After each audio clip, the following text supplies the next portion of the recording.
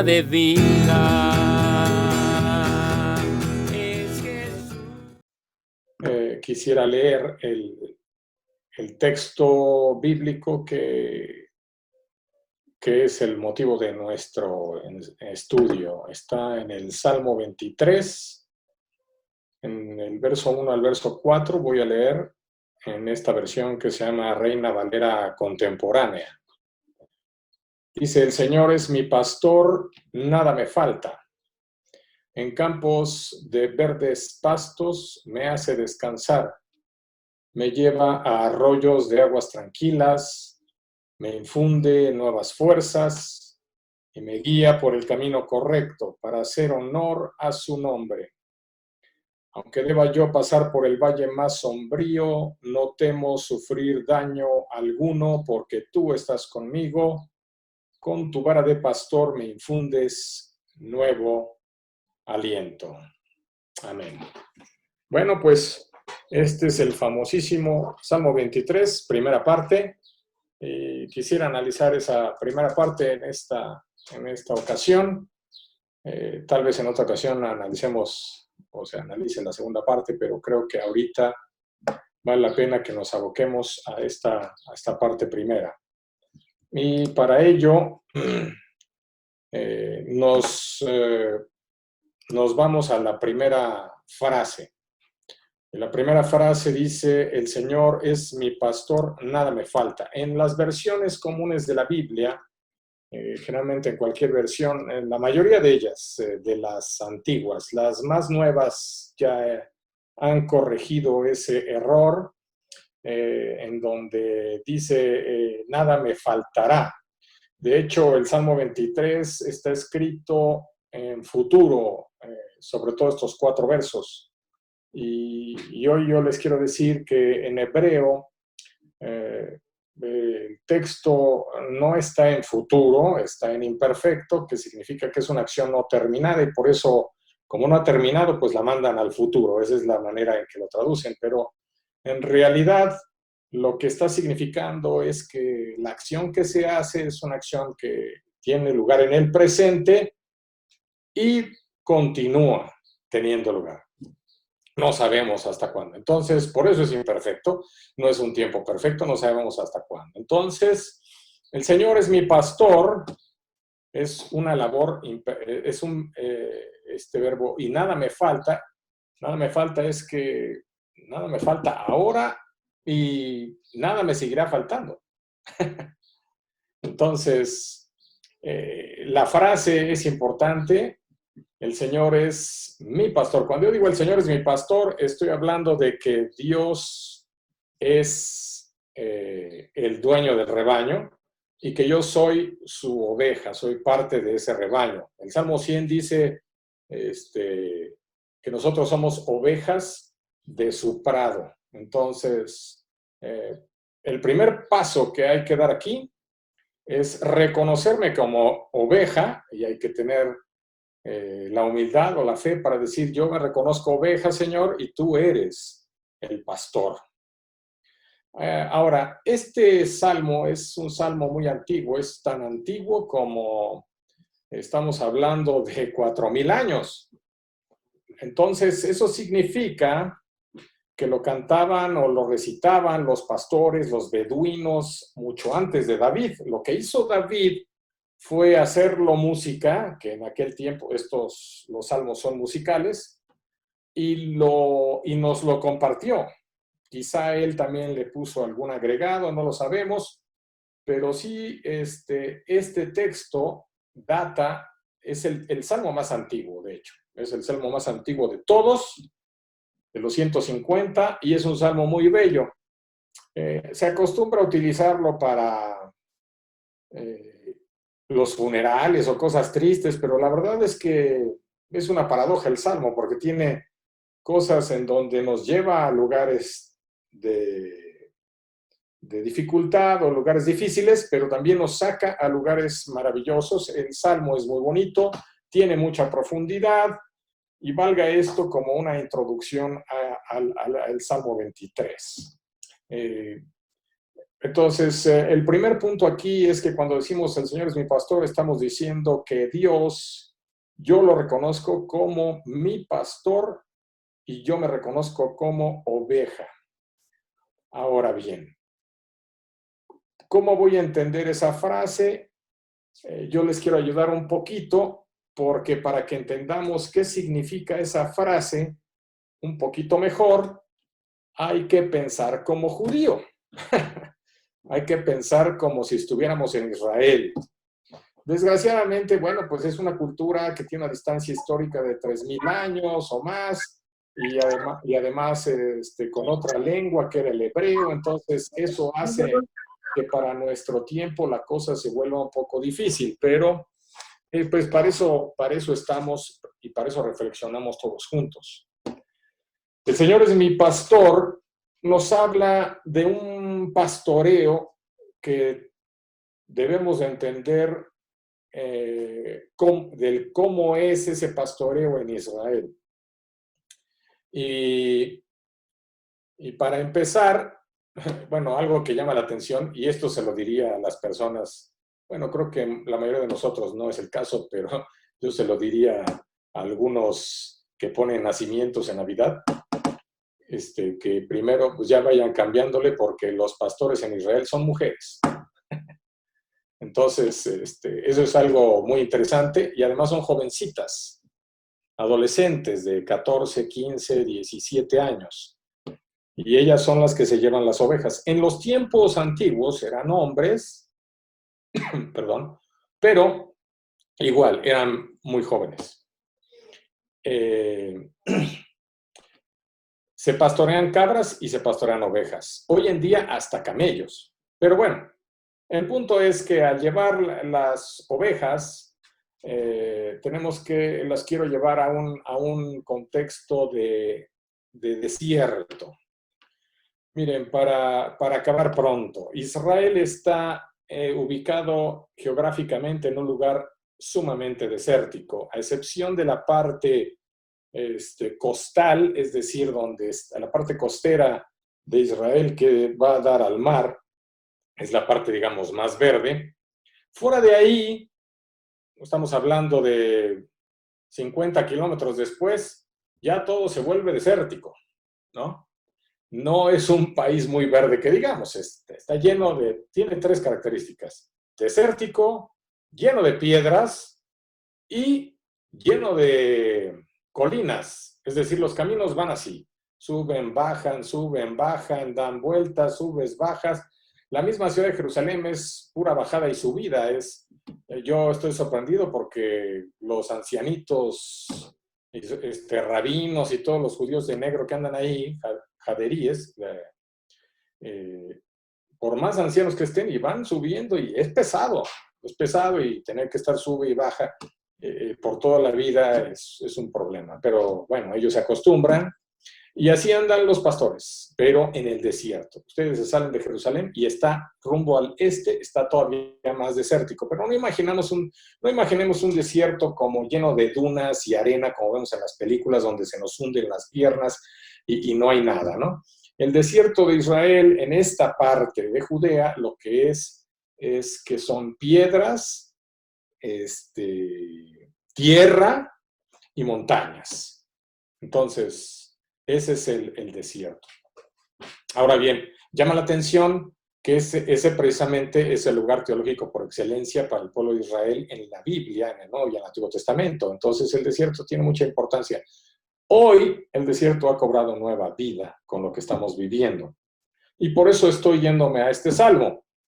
Porque las ovejas y los pastores, a donde llevan su rebaño, es precisamente al desierto.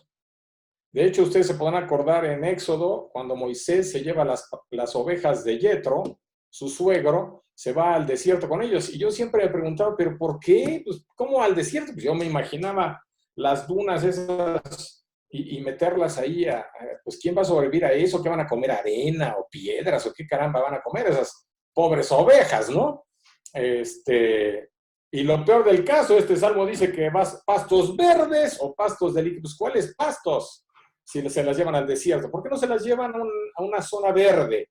Porque las pocas zonas verdes que hay, ahí están las granjas. Y ahí se cultiva. Entonces, lo peor que puede hacer uno es llevar ahí rebaños, se van a comer todo. Entonces, los rebaños están fuera de las zonas verdes. Así que, si vamos, en otras palabras, las ovejas se van al desierto. Y el que tiene que conocer muy bien esa área es el pastor. Entonces, hoy en día, queridos hermanos, estamos viviendo un desierto en el mundo, una pandemia. Estamos cruzando por un lugar difícil y ese lugar difícil no nos gusta. Pues a quién le gusta el desierto, vaya, es algo terrible. Pero las ovejas pastan en el desierto.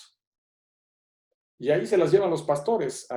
Lo que me llama la atención es que ¿qué van a pastar? Porque aquí dice que las ovejas... Miren, los pastores traen ovejas y cabras, por lo general. Las cabras tienen la característica de que son un caos. Por eso siempre están a la izquierda en la Biblia. Son un caos, arman una fiesta, un relajo, no obedecen, y ellas se sienten dependientes, no le hacen caso al pastor. Las ovejas sí escuchan la voz del pastor, la conocen, saben, obedecen, etc. Pero tienen un problema, dos problemas las ovejas. Son casi ciegas y son muy dependientes. No pueden andar solas. Si ustedes las dejan solas, están perdidas y se van a morir, es lo más seguro. Por eso Jesús deja 99 para ir a buscar a una, porque la que sea se muere. Entonces, verse como oveja es verse en camino, porque las ovejas siempre están en movimiento, siempre caminando para sobrevivir. El movimiento, interesante, nunca es solo, siempre van juntas. O sea, nosotros necesitamos a la iglesia, vaya, aunque no nos guste, y ya sé que a veces es difícil. Ahorita estamos quizá valorando más lo que es congregarnos y la comunidad, porque no estamos con ella enfrente, juntos, no nos podemos abrazar, saludar, etc. Estamos encerrados, confinados, pero las ovejas siempre se mueven en grupo. Este es un periodo y habrá un momento en donde tengamos que salir. Entonces, lo interesante es que la oveja dice, el Señor es mi pastor, nada me falta. O sea, los pastores que cantan esto consideran que no les falta nada. Y aquí viene esto es lo primero impactante de este salmo. No puede uno creer que estas personas llamadas pastores digan que no les falta nada, sobre todo si es un salmo de hace 3000 años o por ahí, cuando no había, o 4000, y no había nada en Israel, no tenían templo, no tenían instituciones, sacerdocio, Shabbat, tierra, no había nada, no tenían riqueza, no eran Israel, eran un grupo de palurdos, pastores y después agricultores, no había más. Y ellos dicen, y además pastan, o sea, llevan a lo único que tienen que son sus ovejas, al desierto. Y en el desierto no hay nada. O sea, y resulta que nada, ellos dicen que no les hace falta nada sin tener nada. Esto suena interesante, algo nos quiere decir, y cuando lo dice en presente, nada me falta, no, nada me faltará. Es una afirmación, no es un deseo. Ay, nada me faltará porque Dios es bueno y yo lo sé. No tiene eso nada que ver aquí. Aquí es una afirmación que dice, nada me falta. En un contexto de nada, no hace falta nada. Eso es lo que dice el pastorcito. Y para que podamos llegar a comprenderlo, tenemos que seguir avanzando en el Salmo. Y después dice que En pastos, en una versión dicen delicados pastos, ¿verdad? Creo en las versiones de Reina Valera. En delicados pastos me hace descansar. No, hermanos, eso de delicados pastos, yo por mí táchenle. De una vez táchenle a delicados porque esa palabra no existe. Ahí dice pastos verdes. Eso dice en hebreo. Pastos verdes. Por eso también elegí esta versión. En Nueva Versión Internacional también trae los pastos verdes, también están presentes. Aquí dice campos verdes, la Reina Valera, y verdes pastos. ¿Por qué? Aquí también es otra paradoja. Primero, nos dice que no le falta nada y está en la nada. O no tienen realmente nada. Y segunda, dice que están en pastos verdes y para el pastor los pastos verdes es el desierto. El desierto, Midbar, en hebreo, en Israel es equivalente a los pastos verdes. Y voy a explicar por qué. Porque ahí no hay mucho campo, como yo les decía. Entonces, uno no puede creer que las ovejas caminan en paralelo. Hagan de cuenta que va el pastor hasta adelante y las ovejas se van formadas, pero hacen varias líneas. Entonces, una línea aquí, otra línea acá, otra línea acá, y van como haciendo circuitos. Entonces, hay una distancia entre línea y línea como de unos 4 metros, y estas 4 o 5 metros, y entonces nunca se pueden pegar porque suelen golpearse entre ellas y pelearse por la comida. Entonces, el pastor lo que hace es que las manda en línea y así nadie interfiere con la otra. Cualquier semejanza o coincidencia con nuestras actitudes como ovejas es mera coincidencia, ¿verdad? Entonces, bueno, sí, las ovejas van en los circuitos y el pastor va hasta adelante. La pregunta aquí forzosa es, ¿qué comen? Y bueno, pues resulta que hay una brisa que en la poca lluvia que cae en esas zonas, más la fuerte brisa del desierto que va rumbo al Mediterráneo, hacen una especie de humedad que baja, y si llueve, pues más, ¿verdad? Las pocas veces que llueve. Y esa humedad baja y cae entre las piedras, y entre las piedras y la tierra se crecen unas ramitas. Y dan de cuenta, surgen unas ramitas verdes, ¿sí? Ese es el pasto verde. Ese es el pasto verde. Está entre las montañas, en donde van las líneas, el pastor ya sabe por dónde. Entonces las ovejas van recorriendo y van agarrando esas pequeñas líneas o tallos verdes que están en el desierto. Entonces, uno se imagina pastos verdes, pues el campo de fútbol del OmniLife, ¿no? Así todo verde y hermoso y grande. Y, no, hombre, ahí pastan, pero en pastos verdes o en delicados pastos me harás de hacer, no, hombre, pues ¿a dónde? Aquí soy. Y resulta que no es cierto, así no es. Esto no ha cambiado, hermanos, esto tiene muchos años. Entonces, ¿cómo es? Es un desierto que tiene unas ramas verdes. Esas ramas verdes son las que se comen las ovejas. Pero ¿qué creen? Es lo suficiente para el día lo que van logrando captar y comer esas ovejas de esas tallos verdes que salen de las piedras. Lo suficiente para el día. Eso significa que el pastor las lleva para que tengan lo que necesitan para ese día, no más. El siguiente día será otro día. Y ahí tendrán otra ración. ¿Se acuerdan del maná del desierto cuando Dios enviaba el maná, se alimentaba el pueblo de Israel y llegaba el sábado y ya querían, llegaba el viernes y les decía que podían agarrar 2. Pero otros muy listos, yo creo que eran mexicanos porque les caía el maná y querían agarrar de a doble o de a triple para otros días, ¿no? Pues no vaya a ser que venga el coronavirus. Entonces ya se empiezan a agarrar todo. ¿Y qué pasaba con ese maná? Se les pudría.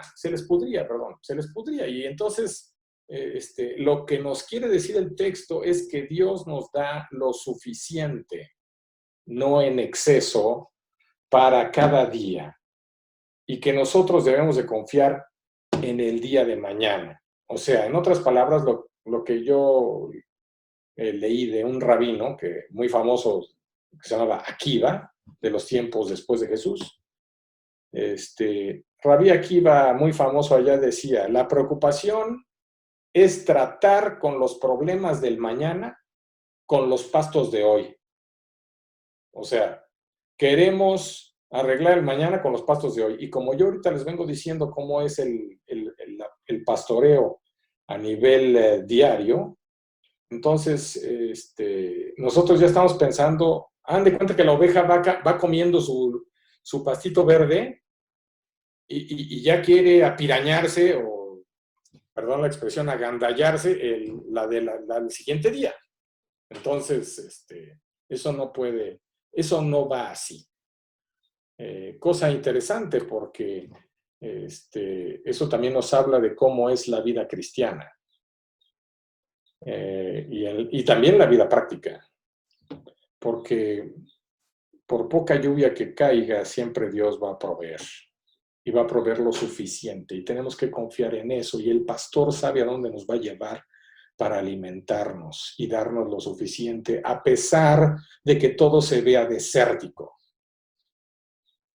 Los pastos verdes no son todo lo que necesitas por el resto de tu vida, o una alimentación cómoda y llena de alfalfa, que es el alimento preferido de las ovejas. En el desierto tú aprendes que el pastor te va a dar lo que tú necesitas por ahora. Eso es lo suficiente. No importa lo que tengas para mañana, lo real es lo de hoy. Por eso a Jesús no le preocupa el futuro, le preocupa el presente. Entonces, ahorita estamos viviendo un presente difícil, hermanos. Esa es la verdad. Y pues, obvio, como nosotros somos humanos y tenemos nuestras incertidumbres, nuestros miedos, nuestros temores, decimos, bueno, ¿y qué va a pasar mañana? ¿Y hasta cuándo se va a terminar esto? ¿Y qué va a pasar con mi trabajo? ¿Y cómo le voy a hacer para conseguir el dinero? Y quizá me van a correr. ¿Y si me corren, qué pasa? Y si voy a trabajar, me van a contagiar. Bueno, y son tantas cosas. Pero el Señor hoy quiere recordarnos que Él tiene el control y que Él nos va a llevar a través de este desierto, pero en este desierto nos va a dar pastos verdes, ténganlo por seguro. Y nos va a dar lo suficiente. De hecho, aquí también dice, junto a aguas de reposo, me pastorea. No me pastoreará, me pastorea. Y el desierto de Judea es el contexto del que está hablando, y lo conoce bien el autor. No podemos hablar ahí de aguas tranquilas, porque en Judea, en ese desierto, lo que hay son pantanos. O, miren, hagan de cuenta que son unos surcos que salen de las montañas, y en esos surcos nada más se ve la huella del surco, pero no hay agua. Pero de repente, en algún momento del año, cae agua, y se forman pequeños, estos surcos se les llama wadis, y se forman abajo, en el acantilado, hasta abajo, se forman pequeños laguitos o estanques, a donde los pastores que conocen el área y que conocen cuándo viene el agua y cómo, llevan a sus ovejas a los estanques. Para eso hay que arriesgarse. Se tienen que meter al acantilado. Y además se tienen que arriesgar por el wadi. Si uno no sabe cómo funciona el wadi, que es el surco que repentinamente saca agua, ha habido casos en Israel donde turistas, incluso guiados por un pastor evangélico con los hermanos que lleva de turistas, se ponen en el wadi y se los ha llevado y han muerto. Porque para esos lugares hay que conocer y hay que saber cómo. Y quien conoce y sabe cómo es el pastor. Y nosotros tenemos al buen pastor. Si alguien sabe manejar el wadi, los arroyos, los tiempos, los peligros y el acantilado es el buen pastor. Así que, hermanos, si tenemos eso bien puesto y ejemplificado en la Biblia, no tenemos de qué temer porque tenemos al mejor pastor y nos va a hacer cruzar por este desierto de la mejor manera. Alme menujot melajaleni, así dicen los judíos, por aguas de reposo me guía. ¿Por qué? Porque cuando... ¿dónde vamos a encontrar el agua en el desierto? Ya quedamos que estamos en el desierto, no estamos... Siempre nos imaginamos un oasis donde andan todas, ¿no? Pues, ¿cuál oasis? Es más, vamos a la iglesia y ¿cuál oasis? A veces son puros problemas entre los hermanos, las situaciones, la crisis. Vamos a la ciudad, a nuestro trabajo, por todas partes hay desiertos. Y, pues, ¿cuáles oasis y cuáles pastos verdes? Pues lo que pasa es que el Señor hace del desierto pastos verdes. Esa es la diferencia. Y si se acuerdan, Jesús, en la alimentación de los 5,000, dice que están en la... pues ahí cuando todos tienen hambre y los hace recostar, pero cuando introduce el texto el evangelista dice que están en un desierto, y cuando Jesús dice que los recuesta, dice que los recuesta en pastos verdes. Por fin,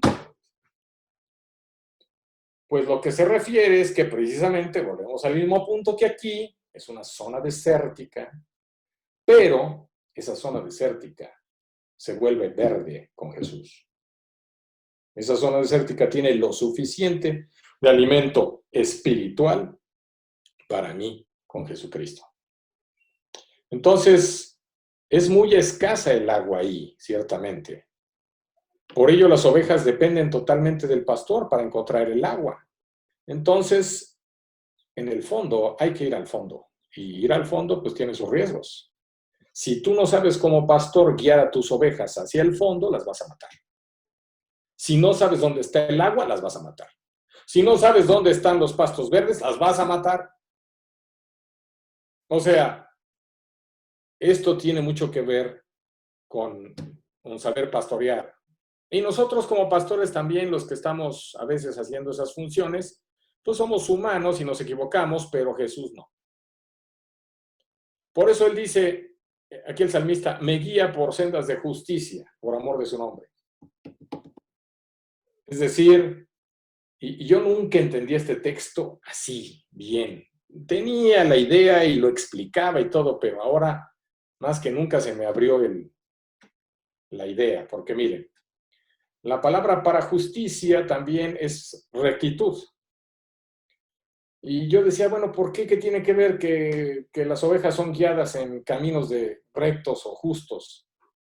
Pues muy sencillo, porque resulta que las ovejas no saben caminar en zigzag o dándole la vuelta a las cosas. Donde esté el pastor, adelante, siempre, ellas van.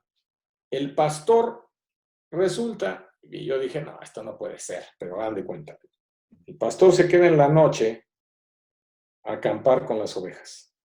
Y resulta que llegan otros pastores con sus ovejas y se quedan también cerca de las aguas, vamos a suponer. Todos están ahí acampando, las ovejas. Y las ovejas se mezclan. ¿Cómo voy a saber yo cuáles son mis ovejas? Yo dije, quiero ver, a ver cómo le hace, ¿verdad? Y resulta que las ovejas separan la pastora y empieza a llamar a sus ovejas con su voz. Y automáticamente, exclusivamente, las que conocen su voz se levantan y la siguen. Las otras ovejas, no. Por eso Jesús dice, mis ovejas oyen mi voz, la conocen y me siguen. Y entonces, resulta que el pastor, como siempre, va adelante. A veces se adelanta demasiado porque las ovejas están comiendo, etcétera, y va muy adelante. Entonces, de repente, cuando quiere llamarlas para que se acerquen, y las ovejas tienen que ubicarlo, y cuando lo ubican su voz, ellas piensan lo siguiente. Recuerden que yo les dije que eran un poco ciegas. Entonces ellas lo que hacen es, me voy hacia donde está la voz de mi pastor. Ya la reconocí. Y resulta que la voz del pastor puede estar enfrente del acantilado, es decir, las ovejas están aquí, el pastor está acá y en medio está el acantilado. Y si el pastor les llama, las ovejas se van directo y se van al fondo, porque ellas siempre van a ir en el camino recto. Me guía por sendas de rectitud. Las ovejas siempre quieren ir en recta. Ellas no van a pensar, hay un acantilado, vamos a dar la vuelta y llegamos al pastor. No, ellas se van recto. Entonces los puede volver a matar, pero no lo hace. Por eso dice, yo soy el buen pastor, no los otros, que son los asesinos y ladrones. Entonces, ¿qué hace el pastor? Lo que hace es colocarse en un lugar a donde cuando las llame, ellas en línea recta puedan encontrarse con él sin ningún peligro. Después él se coloca en otra parte para que vuelvan a hacer esto y se encuentren directo en línea recta con él y sin peligro, y así sucesivamente. Me guía por sendas de justicia, por amor de su nombre. Hay que saber cómo llamarlas. Dios nos llama de la mejor manera, hermanos, y por nuestro nombre. Jesús así llamó a Mateo, a Simón, a Andrés, a Juan. Y lo más impactante, dice, aun si voy por valles de sombra de muerte, tenebrosos. No dice sombra de muerte, dice valles oscuros y lo que le sigue. O sea, negros, súper oscuros. Y es que en el desierto, en la noche, eso se ve oscuro y lo que le sigue. Terror. Y si las ovejas son dependientes y casi no ven en el día, díganme ustedes en la noche. Entonces el mismo pastor se pone nervioso, porque en la noche la cosa cambia. Salen los animales salvajes. No hay visibilidad. Y entonces las ovejas se ponen nerviosas. Como nosotros, cuando estamos en situaciones de riesgo o de peligro, como ahora, o de incertidumbre. Y vean lo que hace el pastor, eso me pareció increíble. El pastor ya no está delante. El único momento en donde abandona la posición de guía es ahí. Se pasa en medio de las ovejas y se pone exactamente en medio de ellas, haciendo como si ellas lo rodearan en un círculo y hacen un equipo, un grupo, como un cuerpo, como un solo cuerpo. Y entonces lo que empieza a hacer el pastor es que empieza a hablar. Empieza a hablar y no deja de hablar, empieza a hablar y no deja de hablar, y las ovejas lo van escuchando y entonces van pegadas a él y así se van para llevarlas y sacarlas de la zona de peligro y encontrar el lugar donde acampen o fuera de ese oscuro espacio. Por lo tanto, hermanos, su palabra, la palabra del pastor, se vuelve trascendental para que no mueran, para que no muramos. La voz de nuestro pastor nos mantiene unidos, la voz de nuestro pastor nos da vida, la voz de nuestro pastor nos da la salida en el desierto. Por eso, el salmista puede decir, no temo peligro alguno, porque tú estás a mi lado. No temo sufrir daño alguno, dice Reina Valera Contemporánea, porque tú estás conmigo. Y vuelvo a decir, quítenle el futuro. No estará. O ustedes piensan que Jesús algún día va a estar con ustedes. Jesús está con nosotros, hermanos. El pastor no abandona las ovejas en la oscuridad. Es cuando más lo necesitan. Y va exactamente en medio de ellas. Termino recordando el texto de Juan 20:19. Si ustedes se acuerdan, cuando están los discípulos metidos en el aposento alto y atrancadas las puertas porque tienen muchísimo miedo. Ha muerto el Señor, parece que ha fracasado todo el proyecto, ya no saben ni qué están haciendo ahí. Lo único que saben es que se tienen que proteger y esconder un buen rato mientras pasa toda la tormenta y luego ya, se acabó todo. Y es entonces cuando, sorpresivamente, aparece Jesús y dice el texto, puesto en medio de ellos, en medio de las ovejas, en medio de su iglesia. Y lo más increíble es las primeras palabras que les dirige como iglesia y él como resucitado. Y esas son las palabras de nuestro saludo. Les dice paz a vosotros. Paz a ustedes, hermanos. Deseo que Jesús sea el centro de nuestra vida en esta pandemia, que hagamos lo que la iglesia hizo, aunque tenía una pandemia que se llamaba Roma. Mantuvo su fe, estuvo más unida que nunca, se ayudó entre ella, estuvo dispuesta a morir si era necesario por su maestro y siguió caminando, predicando. Que el Señor nos dé la paz de Jesús, el Shalom, que es el máximo saludo que hay en Israel hasta la fecha.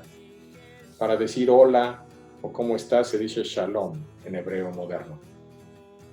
Shalom en el hebreo antiguo significaba que ya no había nada roto, que el Mesías había hecho que aquello que se rompió entre yo y mi prójimo, yo y el mundo o el cosmos que me rodea, la creación, yo y Dios y yo conmigo mismo, se ha sanado, se ha armonizado, ya no hay rupturas. Eso se conoce como Shalom, el único, y es lo que pensaban los judíos, que podía hacer de ese Shalom posible, el único que podía hacer posible el Shalom en la historia de nuestra tierra, era el Mesías. Ellos siguen esperándolo. Nosotros tenemos una gran bendición y ventaja. Nosotros sabemos que ya llegó y está con nosotros, hermanos. Ese Shalom es posible. Hoy nos dice paz a ustedes. Está en medio de nosotros. No hay por qué temer y vamos con Él como nuestro pastor en medio del valle tenebroso y llegaremos a la tierra que tenemos de fluye leche y miel. Que Dios les bendiga.